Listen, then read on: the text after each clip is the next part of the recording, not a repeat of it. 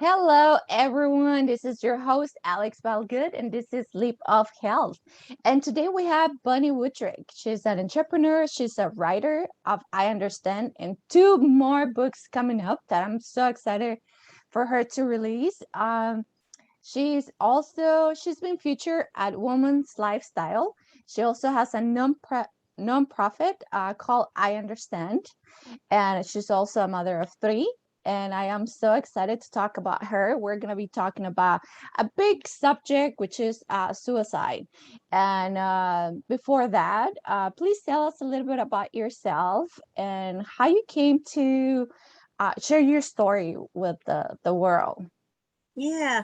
Well, thanks for having me, Alex. It's always so nice to see you. I just love your energy and your smile, and it just makes me feel good. So, talking about suicide always isn't easy, right? But I get excited when I can because it's so important that we continue to bring these conversations in everyday places to destigmatize. So I started I Understand about 7 years ago because I lost my husband to depression, and I lost him of almost 18 years ago now.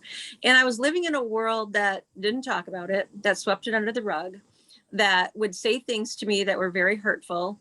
The most commonly asked question was, how did he do it? Mhm. And all of those things made me really uncomfortable, and I felt so alone.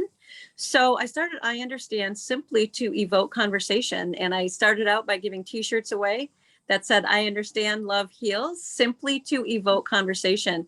And once I started sharing, the doors opened and people, I mean, it was like I was this army of one with suddenly all of these troops behind me that all wanted to share and really resonated with the changes that I felt needed to be made. So today, 7 years later, we have funded the first in the country nurse specializing in mental health in a traditional hospital setting. We have funded and created a sensory room at Helen DeVos Children's Hospital for those on the autistic spectrum or those children with anxiety issues, a place of comfort and calm. My book is now a resource with 52 units of the Michigan Sheriff's Association, 574 advocates that go into the home after suicide loss will now receive the book. We have support groups. We have a definition petition because my biggest passion is changing the way we talk and changing the narrative. So those are just a few things in a nutshell that we're doing. Yeah, no, that's a lot of things.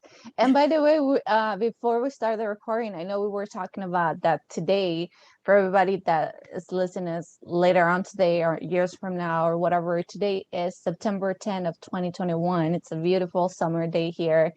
And it is a very important day. Tell us a little bit about what happens on September 10th. Yeah, September 10th is National Suicide Prevention and Awareness Day. The whole Mhm. month of October is National Suicide Prevention and Awareness Month. It is a day where we need to really come together and recognize and start talking about this conversation about mental health and to destigmatize. And we here in Michigan, we have 70 Big B locations that you're just rounding up. And the whole purpose of this is we have pink heart stress balls, and it's about be the one for someone. Sometimes that someone is yourself and advocating for yourself, but go to Big B, buy, round up, and then share your heart with someone else just to let them know that you will be the one for someone. And that doesn't have to be done here just in Michigan. That can be done anywhere. Think about somebody else that may be struggling or maybe going through something difficult and just offer conversation, and you'd be surprised how much and maybe how much needed this person may have that you're thinking about. Yeah, for sure. And going back on what you were talking about, I think changing the way we see suicide and all these situations, we really never talk about it. It's like a hush hush, like we don't want to talk about it. It's either too painful or we don't know how to talk about it. Or the first thing that comes to our mind is like, how do they do it? And I think it's really way more than that, as you mentioned. I think it's more about like, let's change that little mindset of us and talk about what is really happening. Why are people committing suicide? Which is, there's a lot of reasons why people get to the point of like, no help or desperation or whatever. Some of them could be PTSD, some of them could be illness, some of them could be, anxiety or depression, as you said. And so it's pretty important to uh, change that conversation of just, that doesn't happen to us, but yet we have a lot of depressed kids around us. How do you start changing that conversation, especially with uh, teenagers, families, Mhm. when they see perhaps certain signs that they might be like, well, they're just being teenagers and they have all these changed moods and whatever. But it is a big thing. A lot of kids commit suicide every day. So how do you change that conversation? How do we see signs? Yeah. Well, we only know what we know, right? So, I mean, Yeah. that's why it's so important that we have to talk to each other. Yeah. And one of the things and what we do and we encourage, like, Mhm. for example, the word committed Mm, suicide. We've mm, asked to take that out because up until 1964, suicide was considered a crime. So we're adding to the wow. stigma of suicide by using that word. And if we look at suicide for what it is, an effect of a mental brain health illness, right? So when we Mhm. look at an illness, all illnesses are treatable, they're all preventable. Yet we even know now the flu can be terminal. And I don't understand why every other organ in our body is not stigmatized. But when our brain fails, it's stigmatized. Mm, It's a choice. So when I talk, I say my husband died of depression. I talk about the illness versus the act, and I can have mhm. a much different conversation. So I can say my husband died of depression. Well, how do you die from depression?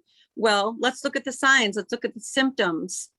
Let's have that different conversation. Let's talk about treatments that are available. So my husband didn't choose depression. It chose him. So I look at it as he didn't choose to end his life, to take his life. I look at it as the illness one, just like it can with cancer, with heart disease, with the flu. Now, an interesting thing too is that I don't think we talk enough about is the CDC states that 54% of those that die by suicide do not have a diagnosed mental health illness. So Mm, we want to add pain. Pain is a common denominator of all suicides, and we need to have that conversation and start dissecting pain. So, where does pain come from? Bullying, financial loss, heartache, isolation, physical pain, all of these things that affect us physically mhm. can affect us emotionally too. And sometimes we don't know that. And if we're not talking about it, if you want to open that conversation, you have a friend that's going for a divorce, you ask, are you okay? You As need to check in. And it's simply by starting, are you okay?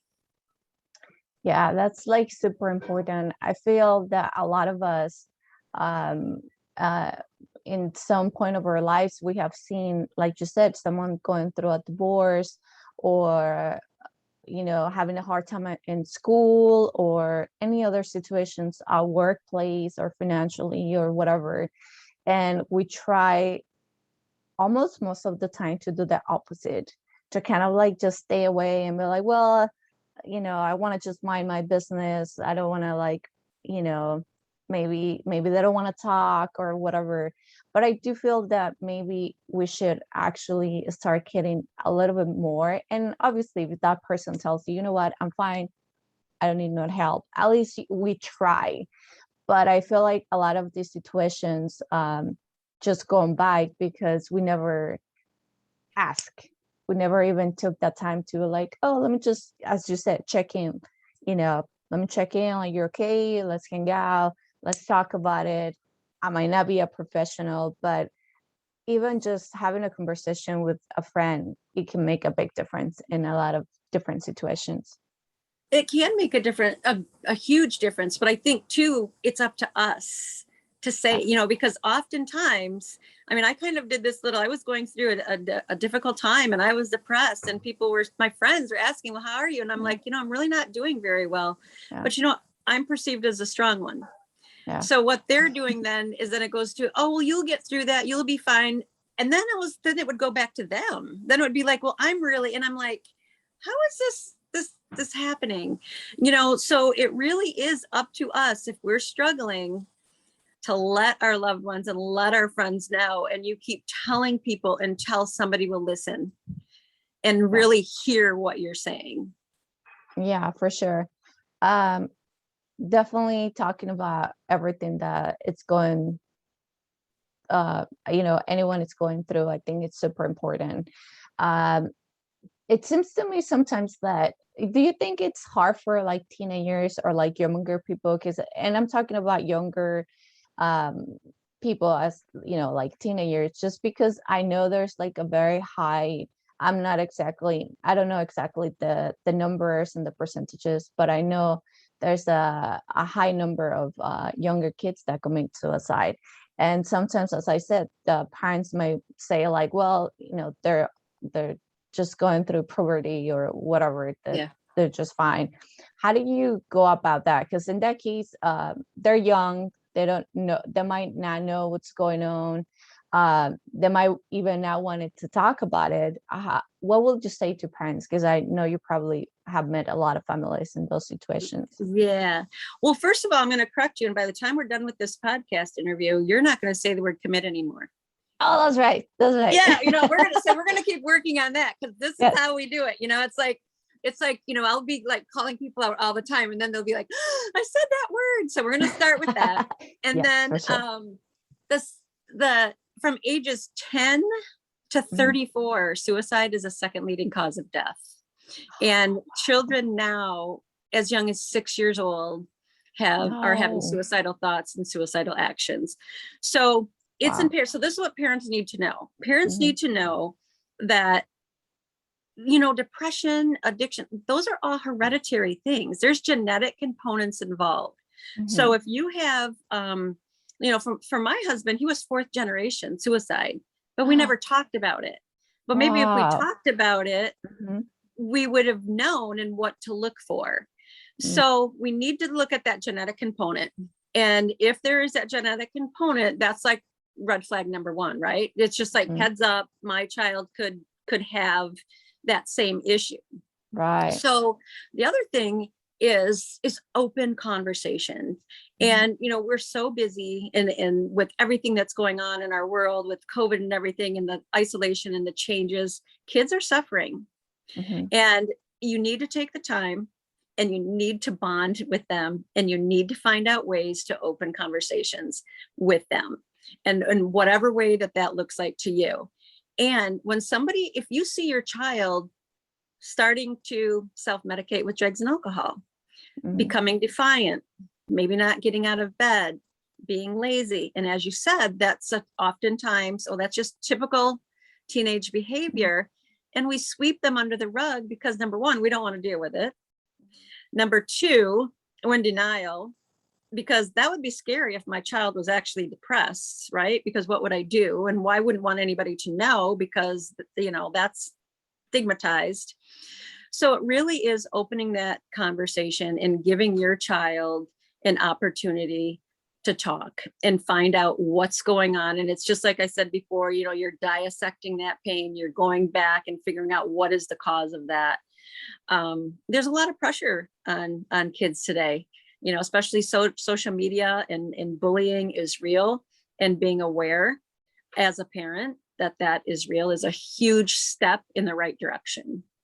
Yeah, definitely the presence of present parents. It's a super important component of these, trying to heal this problem from the house app, right? Being present, watching your kids, engage with them, communicate with them. Sometimes I know parents have like difficult jobs, or they work long hours, and at the end of the day, they probably don't want to have like, these crazy conversation, but sometimes that will actually make a difference in their kids' lives. So do take the time. It is worth it. Your kid is worth it. Absolutely. And also remember the pain component.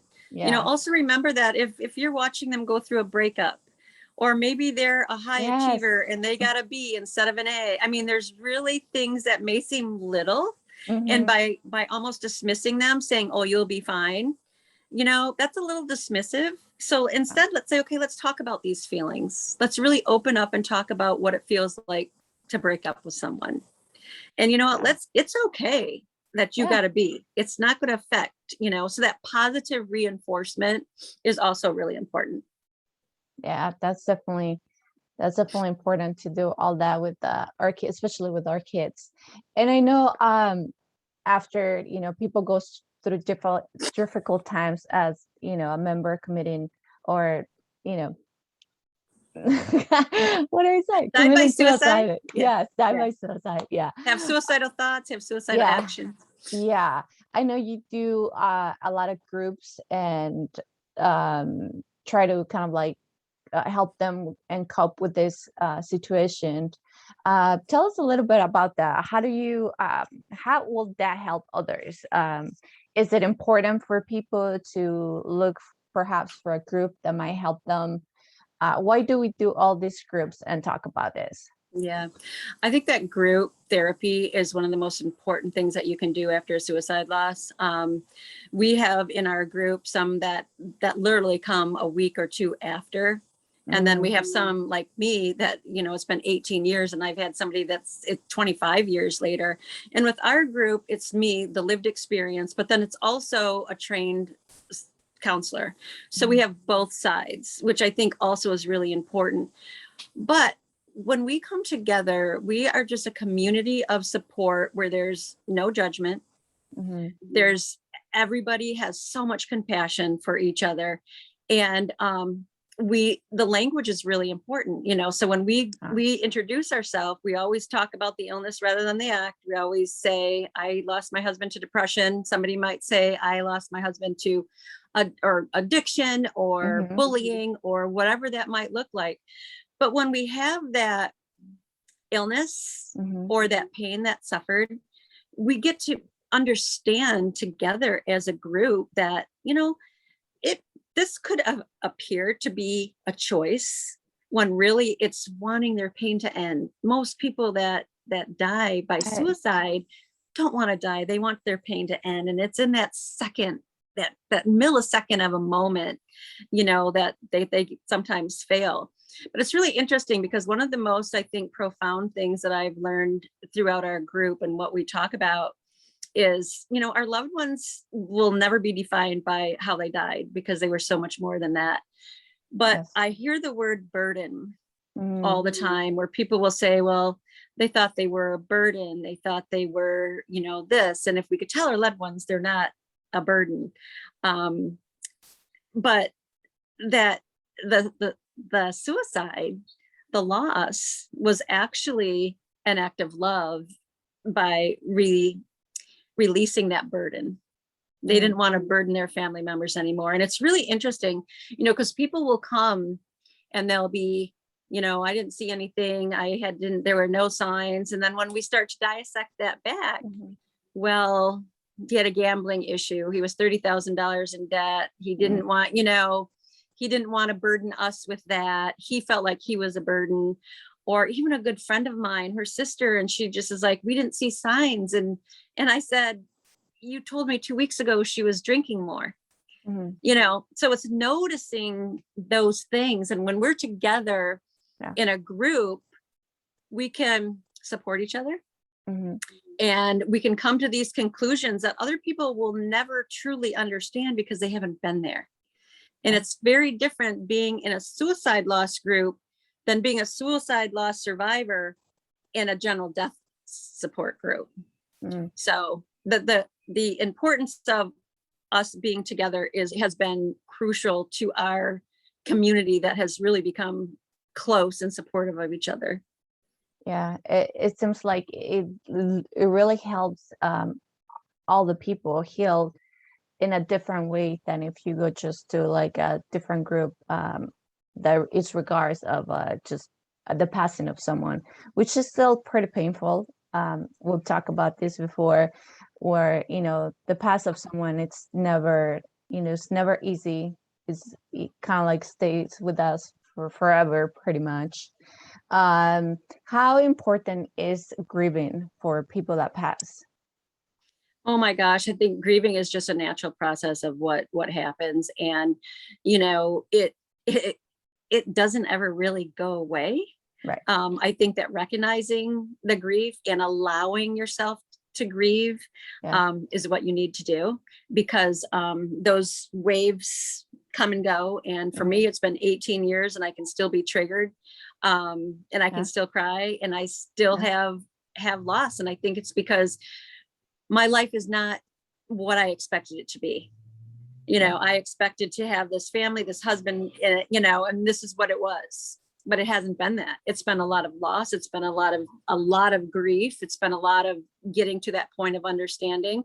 It's not the life that I wanted, really. And then I look, well, maybe this is what I needed. This is where I need to be in order to bring this dark conversation a little bit more light to it into the forefront. So grieving is just something you have to do, and it doesn't ever really go away, but allow it to happen. Yeah, definitely. It's personally, as we also did talk about it a while ago, it is a topic that we all will go through at some point in our lives. That's something that's guaranteed. If there's something guaranteed in our lives, is that we will lose someone. And as sad as it is, that's kind of like the process of life. We're not here forever, at least not in a physical form. And I lost my father when I was like 18, almost 19. So I was a pretty young individual. That losing a partner is a really crazy thing happening to someone. And 20 years later, definitely sometimes, as you said, I get triggered. It makes, there's always Father's Day. There's always like things that we celebrate with our loved ones that at some point I can't do anymore. But honoring our loved ones, by remember their lessons or talk about them, I think it's a really important thing to do as we grieve our whole lives. So it's definitely important to talk about it, to acknowledge what we're going through, and know that we're not alone. We're never alone in this topic. We, unfortunately, right? So what are some of the things that throughout the years you have learned to make it maybe not go away, but make it easier on you and on your family? Yeah. For me personally, I cannot, guilt is so much a part of a lot of people that lose someone to suicide, is the guilt that goes with that.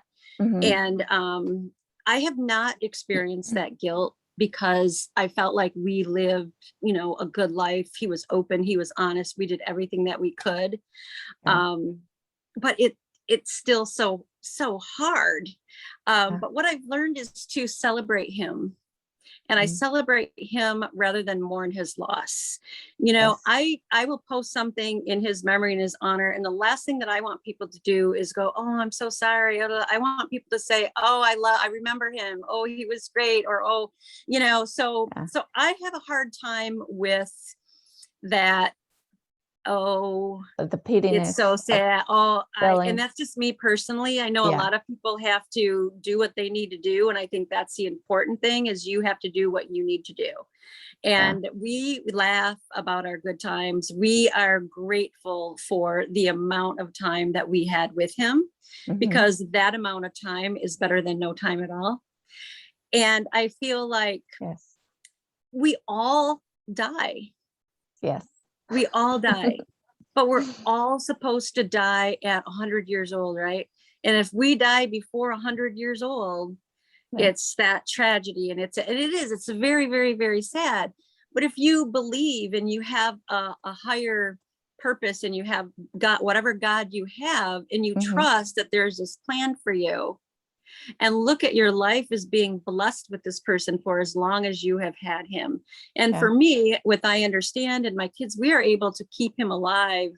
And I know that he was with me every step of the way. Oh, in yes. whatever I'm doing. And we all have that opportunity if you believe in that. Yeah. So Oh, yes, rather for than sure. mourn, Hmm. celebrate. I like that. I really like that. Definitely. Um, Talking about celebrating, and I was sharing with you, even writing things or talking about, the love they have for the people that has, passed away.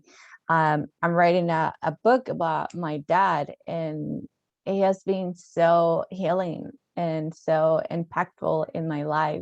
So definitely celebrating, you know, the past of someone is just the best thing you could do. I think it changed the conversation as well as you know, instead of mourning them, kind of like Mhm. brings the negative vibes, but celebrating them all the time when you remember them, when you talk about them, when you laugh about something that they told you, or even just remembering their smiles and their jokes is so much greater, and it lives uh, like a bigger life within our own lives, I Yeah. think.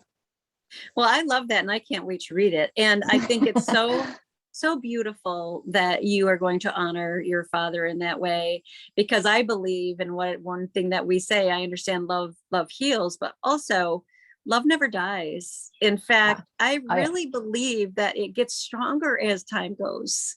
Hmm. Oh, yeah, for sure.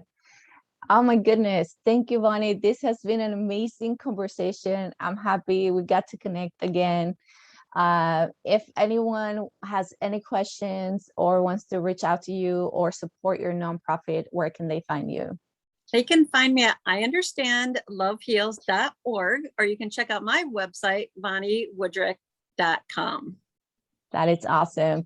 Thank you for being here today, everyone. If you need to look me up or find me on social media, you can find me at alexspellgood.com and alexspellgood in Instagram, Facebook, and YouTube. Thank you, everyone, for today. If you guys have any questions or anything, please reach out, Bonnie or me. Remember, we're never alone in these situations. There's always someone right next to you, and even, we're like a text away from each other. So let's do that, and let's make those numbers less every year. So thank you, Bunny. This was great. Thank you so much. I appreciate it, Alex. Thanks.